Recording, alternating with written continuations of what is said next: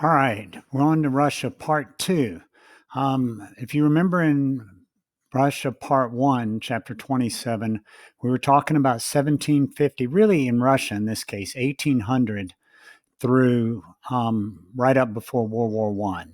And so I want to finish off a little bit about Russia. One of the things we had talked about Russia is Russia had lots of natural resources, excuse me, was very wealthy in resources, right? Had a lot of people, a lot of natural resources. So we thought they should have been a pretty successful economy. We said they had a couple things holding them back. Number one was they hung on to serfdom. That's going to last until 1861 after they get beat in the Crimean War and they realize that they're behind the West industrially. Then they'll start to move forward to try to catch up. Then we talked about all the groups that were angry with Russia. And it kind of reached a crescendo, a peak in 1905 with the revolution of 1905. Now, you may be sitting there going, okay, what precipitated the revolution of 1905? Well, before I get into some of what happened in Russia, let's talk about what happened in 1904. In 1904, we had the Russo-Japanese War. Now, to give you a little context for this, a little background, um, what we've got, Russia's looking at this map. Everything that's stretching from St. Petersburg over and all the various colors showing when they got added on shows all of Russia. Then Russia looks over here at Japan and sees four islands. Basically, there are more islands, but the four main islands of Japan. And they say, we can beat those people. And one of the things they try to do is if you look over here, just see if I can mouse, there it is, Manchuria. Okay, so Russia really wanted control in Manchuria. And they sought the natural resources and they thought the Japanese would be easily beaten. One thing to know about this time period is the Europeans in 1904, 1905 are incredibly racist. They believe that all these East Asians, what they call yellow people, are subhuman, dumb, and they grossly overestimate them. Russia looks at that map and says, we're this big country. We've got lots of natural resources, a lot more people than Japan. We're a powerful army. We're going to crush them. So what they're looking for is this right here, Port Arthur. They want Port Arthur down here, the Russians do, because they look at it and see a chance for a warm weather port on the Pacific, a chance to dominate in China. China's weak at this point in history. You'll remember that. The Qing dynasty is in severe decline. So they think they can come over here, run this railroad down, and easily defeat the Empire of Japan. Japan has, in the meantime, gained a lot of influence in Korea, and they don't want the Russians down here. But they don't really go looking for a fight initially. In fact, they kind of don't want to fight Russia.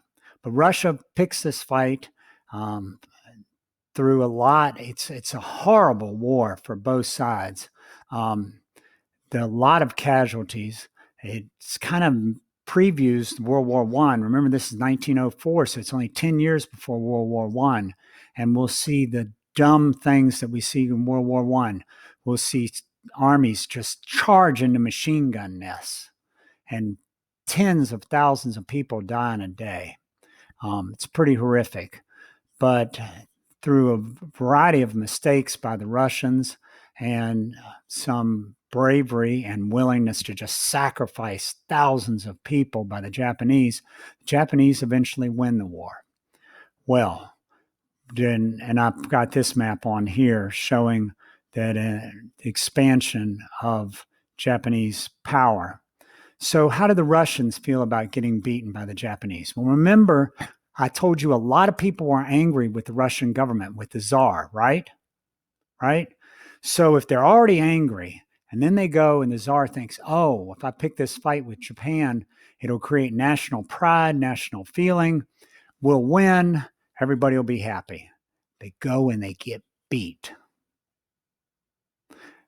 There, a lot of people are upset. They're already angry. This is the straw that breaks the camel's back. So the Tsar takes a step back in his power. He is Tsar Nicholas II is one of the first czars to really step back in power. He's incompetent. He's not very successful at motivating people. So he has to make some concessions. And one of the concessions, the first one I've got there, is the Duma. He allows them to have a national parliament, Russia to have a national parliament. Now, really, this is more to make the aristocrats feel like they're important and part of the process.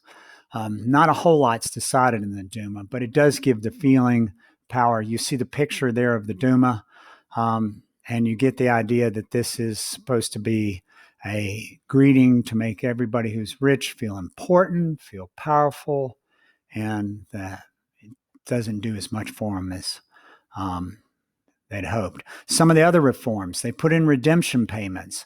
They take some of the burden off the peasants. That's a good thing. Remember, they had gotten the serfs, the peasants, serfs had gotten small plots of land after they gained their freedom, but they were in debt, particularly to aristocrats and large groups, large investment groups. So they relieve some of that debt. Number two, they allow you to buy and sell land more freely. Kulaks, these are kind of minority entrepreneurs. They see a little growth in those. Kulaks are sometimes described, and I know this isn't going to make much sense, but they're kind of described as wealthy peasants. And you say, wait a minute, how can you be a peasant and be wealthy at the same time? What that means is they started off as peasants. They're considered class-wise peasants, but they've accumulated a little bit of land and have risen in wealth a little bit. But eventually the central government, the Tsar, regains power. He ignores the Duma and engages in police brutality. If you remember, that secret police goes all the way back to Ivan the Terrible, right? It's all the way back to Ivan the Terrible. The Tsars have it, and I told you then, the Tsars, even after they're defeated, the communists will have theirs. They'll have the KGB, and you can rest assured that Putin right now has his own secret police. Okay, so Russia and Eastern Europe. Well, a lot of times on the AP exam, they may ask you questions and they refer to Eastern Europe. Please understand that anytime they talk about Eastern Europe, you can talk about Russia because Russia is considered part of Eastern Europe. So what are some similarities between them that allow us to kind of group these together? Both have monarchies, and they do establish some parliaments, even if they're just not really powerful, more figureheads, but they have limited power. Landlords have extensive power over the peasants, and that's true in both Russia and in Eastern Europe. They're predominantly agricultural. Eastern Europe is not as industrialized as Russia. There's a difference. Russia is a little more industrialized than parts of Eastern Europe. And they're far more dependent upon Western markets for their finished goods. There is a nationalist pride in both parts of the world, both in Russia and in Eastern Europe.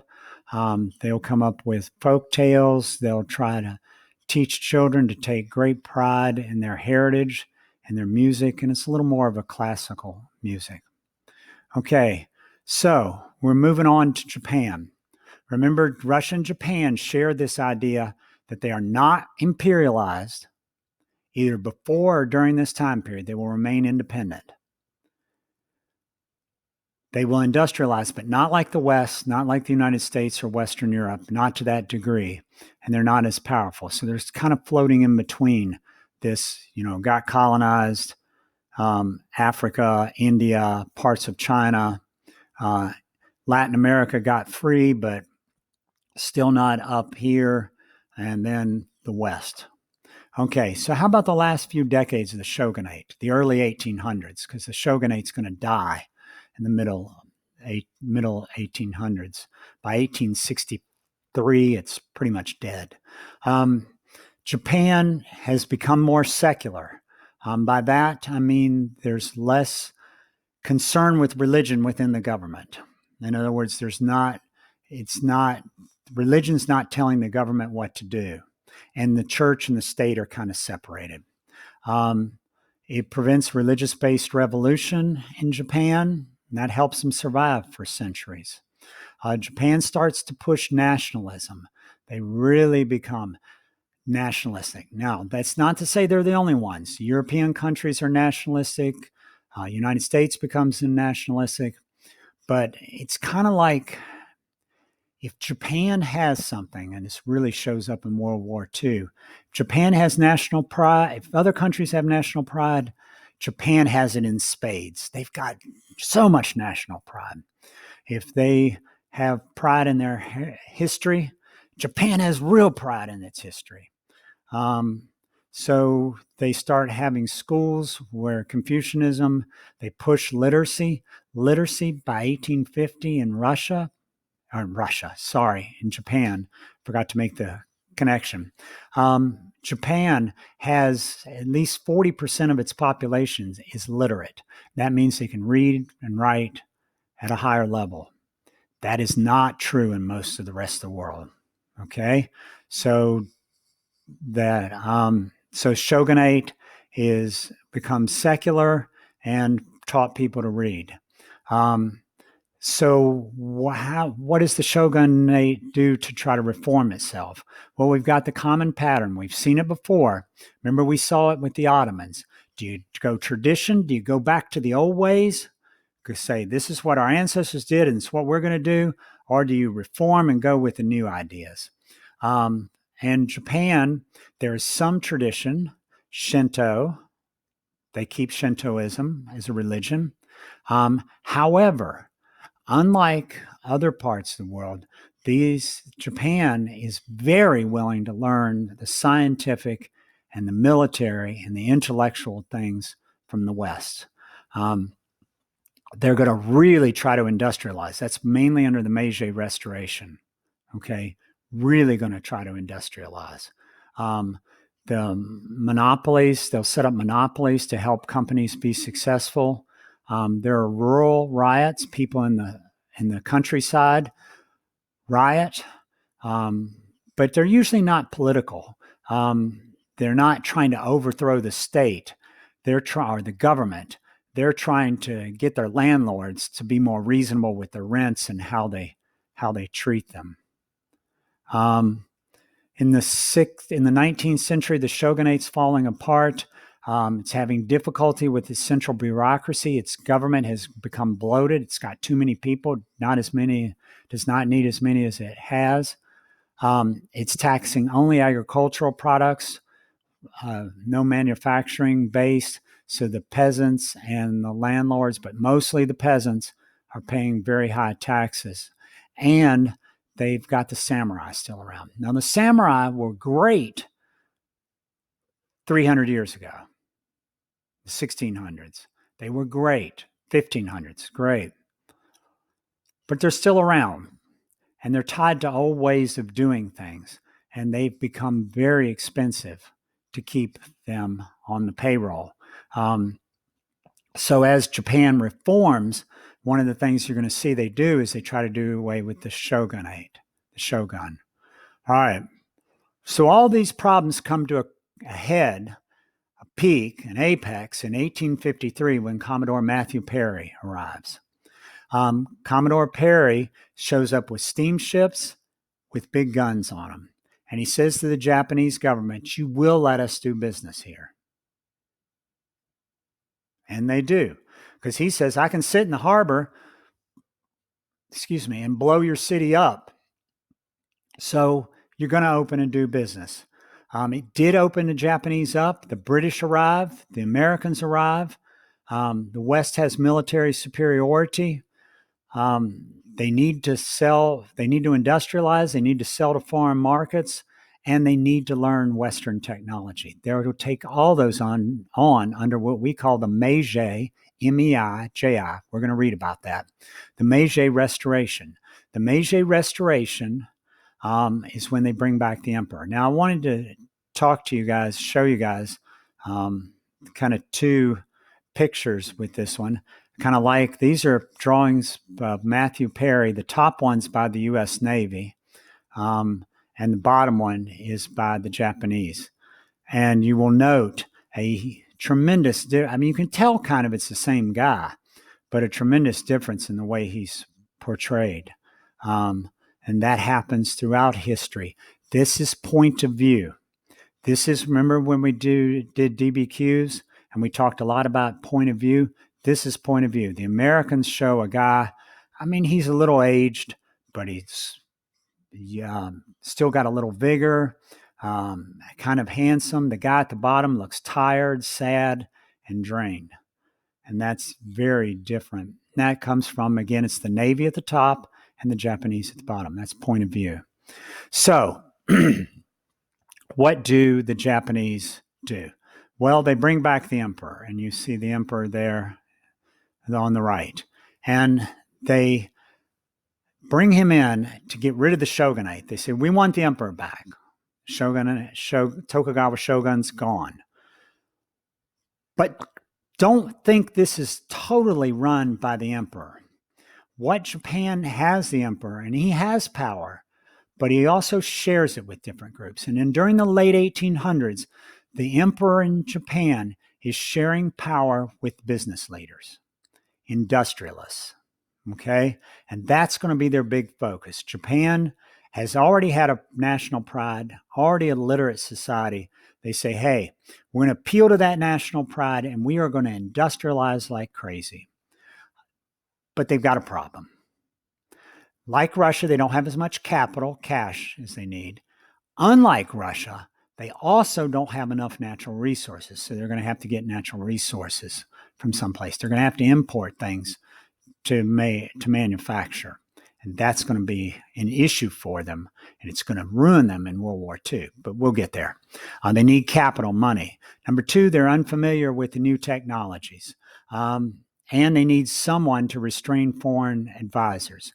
The British and the Americans are coming in and setting up businesses that the Japanese see as bad for them, bad business deals. And so they've got to establish a national government that's a nation that's not only industrialized, but a national government that has a strong army. And the Meiji Restoration, they're going to get rid of those samurai warriors and they're going to put in a Western style army. It's going to look like, they're going to dress like Western armies. They're going to use weapons like Western armies. They're going to copy a lot of their tactics. Private enterprise helps the economy. One of the things they do to encourage some of these families to go ahead and take a risk on a business is they offer them the opportunity to be a monopoly. You say, well, why is that helpful? Well, I'm going to put a lot of money. I'm going to have to borrow a lot of money. I'm going to take a big risk. But if it makes it, there's nobody who's going to compete with me to take my profits. I'm going to win. So they help supply the money. They help supply the monopolies. We get in huge industrial corporations in the hands of a few families, and those families own lots of businesses. For instance, we've all heard of Mitsubishi, right? Mitsubishi is a car manufacturer. It was also a ship manufacturer. It did machines. It even was involved in some early cloth making. So they had a lot of different businesses. Now, please remember that these families were given monopolies by the Japanese government and protection, which helped them. They took the risk of putting their own money up, but they got really wealthy. So when Japan needs help from private industry for war efforts, it's going to have it. They are going to come in and help. All right, number three. It's difficult industrialization. As I just mentioned, Japan's a resource-poor nation, so they got to import. Japan doesn't have a lot of coal. It doesn't have a lot of iron. Okay, so it's going to have to import some of those things. Some of the women work as virtual slaves. I hope we get a chance to do one of the DBQs on this. Some women were invited and taken into factories, and the idea was that you worked every year, you got a pay raise. The first year, the women worked in the factories, they slept at the factories, they ate at the factories, and they were paid nothing. If you don't pay somebody for their work, that sounds a lot like slavery. that labor is not able to organize or unionize like in the West. So working conditions for some of these Japanese workers in the late 1800s, early 1900s are terrible. Now that'll change during the 20th century, during the 1900s. And it's continuing on with the Meiji Restoration. The samurai were eliminated to save money. We've already mentioned that. What they do is to get them to stop running around with their swords. They actually bring some of them into the bureaucracy of the government and pay them to work in the government. In the old days, samurai had gotten a stipend from the government, so the government just paid them to be samurai warriors. And when they're not fighting, these guys are sitting around in nice houses spending government money. They could do away with that. Public schooling was required of localities. It's not paid for by the national government, but the Meiji emperor says you are going to educate our people. So, to provide the picture of this one more time, Meiji Restoration comes along. They bring in the emperor. The emperor rules. He gets help from the business community. In response, he helps the business community out by providing money when they don't have it, lending them money, giving them monopolies so that if they're successful, they're going to be incredibly wealthy. And in return for these monopolies in this, when the government needs help, these wealthy industrialists do. They also will westernize their military, okay? And they're going to have lousy working conditions, but they're going to appeal to national pride, educate their citizens, and they're going to be successful. All right. Some social and cultural effects of westernization. What are some things that Japan embraced from the West and what's some things they rejected? They embraced the clothing styles, the haircuts, the hygiene, and the medicine. Things they rejected, they don't convert to Christianity in large numbers. They keep their manners. They think Westerners are I want to say heathen, but rude. That's probably the best word. And they encourage Shintoism. They do not embrace Christianity. Okay? But they do embrace industrialization, Western medicine, Western military. Okay? They're even going to do a government that looks kind of Western in its organizational structure. The strain of modernization. How did Japan deal with the conflicts of all this modernization? This is a big change in a few years. Japan's going to go from 1853, where the U.S. shows up and says, you will open for business or we will blow your cities up, and they can't defend themselves from that, to by 1904, 05, they can beat Russia. And a few decades later, they can beat China. So it's a rapid change for them. Solution, how do you square this circle of being traditional but yet being modern? They see themselves as unique because of the emperor. They believe in obedience and harmony that the West lacks. In other words, you defer to authority. You just do. You don't argue. They're going to preserve their independence and their dignity in a hostile world. They see themselves as able to stay Japanese, stay cultured, stay mannerly, not get involved in all your mess. Okay. Tradition of superiority. If you remember earlier in this lecture, I said the Russians looked down on them. They saw the Eastern Asians as yellow people. That was their term. Incredibly racist. And saw them as subhuman. They saw themselves in return as superior to other people, not just Europeans, but also other Asians. They saw themselves as superior to other Asians. All right. We've got the Meiji reforms, which we already mentioned. And to finish that slide off, repression of dissent. In other words, if you challenge the government, you went to jail. And when the military comes to dominate Japanese government in the 1900s, you're not going to just go to jail. You're going to get killed. Okay, one slide left. What are 3 results of Japanese and Russian actions during this time? Russia extended its influence into Asia and Europe. Particularly, Russia gained some influence by being the ones who stopped Napoleon. respect. Japan's economic and military strength gave it a unique position in East Asia. In fact, what's going to happen as we come out of this time period, particularly after World War I, Japan is going to be the industrial military power in East Asia. Stronger than China, even though China's bigger, landmass and population, they're going to have a better military. There's also, we're going to see growing competition between Europe and the emerging countries of the United States, Japan, and Russia. It's really going to hit ahead in World War II, but we're seeing the groundwork laid now. Japan and Russia grab some more land. Japan's going to come out of this time period controlling Korea, controlling Taiwan, and that's going to concern the West and the United States. They're going to use the incredibly racist term of the, quote, yellow menace, referring to people of East Asia. And that, you'll still hear echoes of that even today. The yellow peril. Nations are colonizing, and they're not from Europe. All right. So please remember to turn in your notes. You remember you do your notes by taking pictures of them and making sure they're close enough and clear enough that I can read them.